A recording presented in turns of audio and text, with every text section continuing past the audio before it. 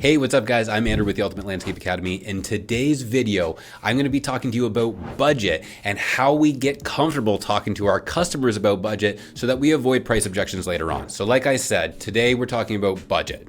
This can be one of the most uncomfortable conversations that most contractors have and most homeowners have, especially because as young adults, we usually were told by our parents, don't talk about money, right? It just wasn't a topic that was brought up. It was always really hush hush. We don't share what we make or anything else like that. So naturally, as adults, we become uncomfortable having these conversations. All right. Now, obviously, you don't want to be out there bragging about what you make or how much money you have, right? Nobody wants to hear about that. But you should be comfortable about having conversations with a customer about the budget or the cost of services that you're going to offer. When do we do this and how do we do it so that it becomes more comfortable as we go?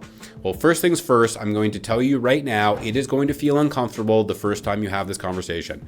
It's probably going to feel uncomfortable the second and the third, but by the time you get to the fourth and the fifth conversation, it's going to start to become a little bit easier. It's going to flow easier. You're not going to be as stressed asked about it, and it's just going to become part of your natural flow in your process. First time you talk about budget, the absolute best time is going to be when you get them on the phone the first time. All right, when they call, hey, ABC Landscape, I'm looking for a patio, right? You're going to qualify them on this call. Now, I know you know how to run these calls. You're going to obviously ask them their name and their address, you know, what kind of project they're looking to do. Those are kind of the generic questions. But in this, I want you to qualify a little bit more. And I like to ask 3 questions, the last one being budget, but the first 2 really help lead into that. All right, now number 1, you're going to ask them about the project. Hey, John, Susan, whatever their name is, can you tell me a little more about the project you're looking to do and why it's important to you? All right. They might be kind of caught off guard by this question. Most contractors don't ask why a job is important to them, but you're going to do it. All right. They're going to tell you why it's important. They're going to tell you a little bit more about the job. That's great. You're getting them to open up and talk about it. Next question you're going to ask them is on timing. Hey, John, Susan, when were you looking to have this project completed? All right. Now, again, very important. If they want the job done sooner than your schedule allows, then that is a potential objection that you will have to handle later on. You might as well get it out of the way on the first call. If you cannot meet their schedule, there's no point in meeting them or creating an estimate. You're just wasting time. All right. Now, number 3 is budget, the most important and why you're here watching this video. So, hey, John, hey, Susan. Thanks for letting me know why the job was important, because of the birthday coming up, the retirement, because you've been waiting for it, you've saved up, whatever it may be. And based on when you're looking to get it done, we have openings in our schedule, so that is taken care of. Now, when it comes to materials and design, these are the 2 biggest things that fuel the cost of a project. So I'd like to hear from you, what budget have you set aside to invest in this type of project? Then, very important, you're going to sit there on the other end of the phone and you're going to shut up. Don't say anything. Don't get into an explanation or anything else because you're nervous talking and you're uncomfortable. You've just asked about money. What have you set aside to invest in this type of project? Then you're going to let them respond, okay? You're going to get 2 answers typically with this one. Number 1 is they will actually give you a number. If they give you a number, that's fantastic. It might not be the right number, right? They may have just pulled that out of thin air. That's okay. The fact that they've already started thinking about it and that they're comfortable talking budget means it'll be easier to have another conversation with them when you meet in person. So they've given you a number. If you think that what they've asked for could be done for that value, perfect, sounds good, thank you. We will meet, we will discuss in person a little bit more about that, and we will nail down a range so you can expect what will come on an estimate from our team. Then you get the information you need from them and you go meet with them. The second thing that you will get is, I have no idea. And that is the more common answer and a really easy way to deal with this. Okay, they are probably uncomfortable. You asked about money, right? They went like this as soon as you asked about it. Everybody lifts their shoulders and the distance between their ears and their shoulders gets less.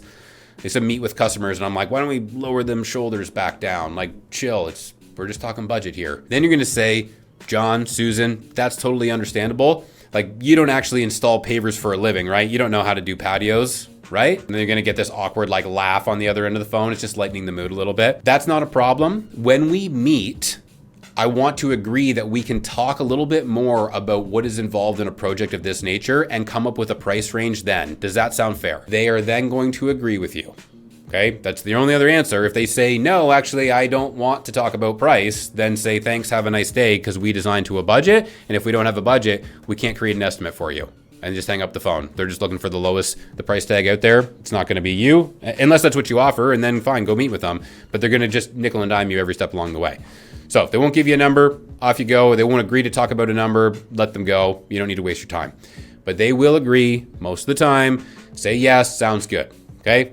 Now you've had the budget conversation early on. You also know what's important to them about the project and the time frame that they're looking to get it done. You know a hell of a lot more now going into your consultation or into your estimate appointment than you previously would have known, and now they're ready to talk about budget with you, all right?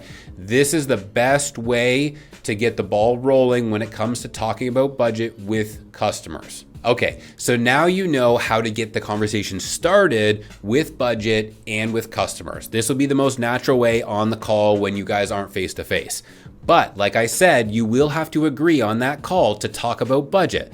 So when you go and meet with them, this is step 2, getting comfortable talking about budget with customers. I want you to meet, run your estimating appointment like you normally would. Once you've taken all your measurements, I want you to then ask the question again, hey, Susan, John, remember when we talked on our call and we said we would talk about budget while we were here? Now that I'm here, I want to have another conversation with you about this because, and here's the really big one, guys, that you can use. I used to do it all the time. I used to say in the area in front of me here, and I kind of point to like a 10 square foot area, I can spend $1,000 or I can spend $10,000 because materials drive the price. And then you can tie into it. Guys, based on what you're telling me for this front entrance, this patio, I know you're not going to spend $50,000, $100,000. Like put a number out there that's an exaggeration. But I want to make sure that we bring you value and we bring you what you are looking for. So, with all this in mind, have you had a chance to think about what you want to spend or what you've set aside to spend on this type of project? All right, now again, you need to give them a chance to answer. Just shut up. Let them talk for a minute. Chances are, as soon as you ask this question, the shoulders are going to go up again, and just give them a little, hey guys, drop them shoulders. And I used to do this one, and I'm like, let me just take off my contractor hat, and I would literally like pretend I was taking off a hat, or if I had one on, I'd take it off. And I'm like, let me put on my designer hat. Because the designer needs to make sure he gets everything right for you. So while I'm the designer, let's talk openly about numbers here, right? That would usually disarm them and they'd be open to having the conversation. If at that point they give you a number, that's great. You need to know in that moment if the number they've given you is in line with the value for the project. So you can do 2 things. Number 1, if you're really quick on understanding your values and you've been doing this for a long time, you probably already have a number in your head. You can then talk with them about it.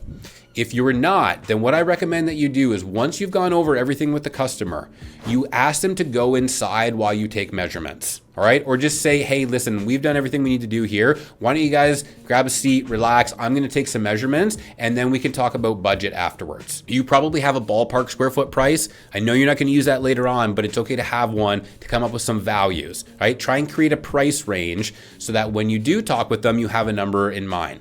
Because if they say to you when you talk budget, hey, no, we still don't know what this costs, can you tell us? Then you as the designer are going to say, well, guys, like I said, we could spend a ton of money in this space. But based on what you've told me is important, and you're going to tie it back in from that first phone call because of this thing or because of that thing, and the house that you have, the area that we're looking at doing, I think the proper investment to give value to this space and to your home, this is a big one, tie it back to the price of their home, right? And to your home would be in the range of, and give them a range, all right? If it's under $20,000, I like to give about a $2,000 price range, between $14,000 and $16,000. If it's over $20,000, sometimes I'd bring that up a little bit more to maybe $3,000. If you get up over $30,000, $40,000, $50,000, then you can open the window even a little bit further, right? By the time you get to $80,000 or more, you could say I'm in a price range of $80,000 to $90,000, right? If you're 100 plus, then we're talking big numbers. And at that point in time, you should have qualified them a lot harder before, and they should have had a number in place. But now you have an idea with the numbers. Then you're going to pay attention to their body language. If they're like, you know, it's way out of their price range, all right? If they go, you know, you're still making them uncomfortable. Watch for little things. Watch for the cheeks. The mouth goes back sometimes. It's little things that tell you the number you've told them is still way more than they were thinking. And it really helps if you're intuitive on this, because once you say the number and you notice the body language, you as the professional, as the designer in this moment, hey, listen guys, if that's outside of what you were looking to spend here, I understand and that's okay. we can talk about some design changes before I leave to be more in line with what you want to spend. This gives them a chance to then respond. Yeah, you said 15 to 17, Andrew. We were actually thinking like 10. Okay, wow, big disconnect here. So what do we need to do? Well, obviously, we're not going to create a quote for 15 to 17 because they're going to say no. You just saved yourself that time. Now you're going to go back and you're going to talk about what a $10,000 job would look like for them. And you're going to educate them a little bit at that time that if they found an installer to do everything they're asking for $10,000, A, they're probably going to do a shitty job, and B, there's probably going to be problems later on with it. Because you're a qualified individual, you provide value and service, and you don't have this crazy salary or crazy overhead that's made you this much more expensive. It's just the cost of doing the job properly. When you approach budget this way with your customers, you do the hat off, I'm in the designer mode, you have the conversation with them on the phone, you put all this together, and then customers are going to talk about budget with you. You're gonna come up with a price range, and then once you've done that, you can bring them an estimate that's in their budget, or at least aligned with what they were expecting. Now we don't have a price objection that we have to handle anymore. Now maybe it's just design changes, maybe it's timing in the schedule, maybe it's just simple things that you didn't account for, but you handle those when you meet with them to present the estimate. And yes, I said meet with them to present the estimate, not send it to them. You send it to them by email, they get it, and then they can decide yes or no based on what you've put there. If you meet with them, again, you have that option to kind of negotiate. They're like, yeah, you know what, we talked, you're still a little high on price, or yeah, we want to add this area back in, and you just go back and forth. You bring your computer, you make the adjustments, and then you can get a signature right then and there, okay?